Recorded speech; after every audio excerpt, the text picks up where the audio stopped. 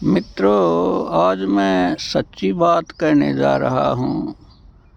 अगर कड़वी लगे तो बुरा मत मानना, लेकिन तथ्य यही है कि हमने जीवन में कितनी बार क्रोध किया, कितनी बार हम लोभ से ग्रसित हुए, कितनी बार हम अपने मैं भाव, अपने अहंकार में आकर के और तोड़ फोड़ की क्रिया करी।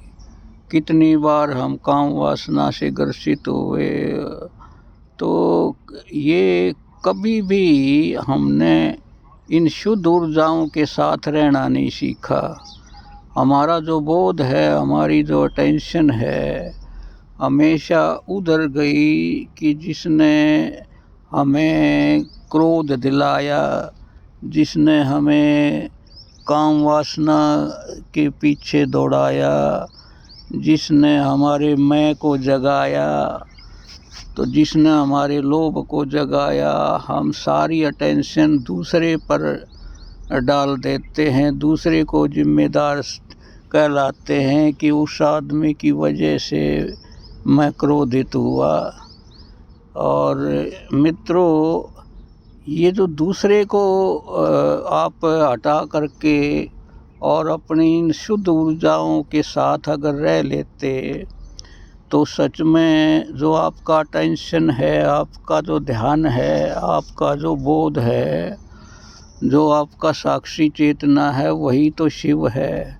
और जो ऊर्जा है, चाहे वो क्रोध की रूप में हो, चाहे वो काम के रूप में हो, चाहे वो मैं के अहंकार के रूप में हो, तो वही तो शक्ति है।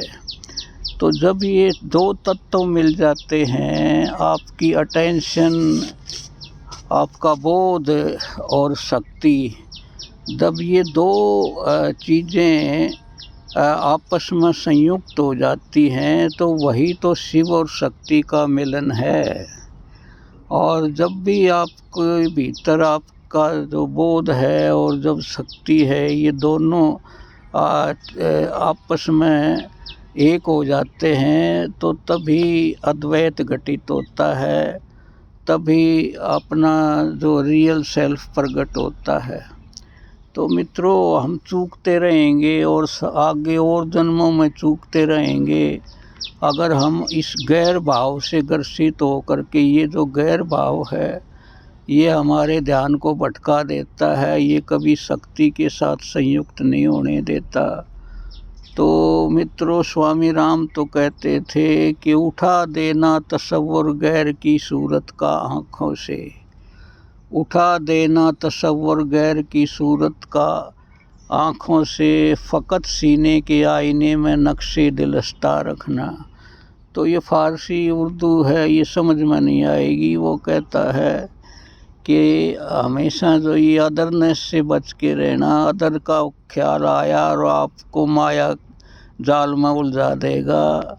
आप शुद्ध ऊर्जाओं के साथ अपने बोध को बनाए रखें, तो आप को द्वार मिल जाएगा। जय हो, जय हो, जय हो।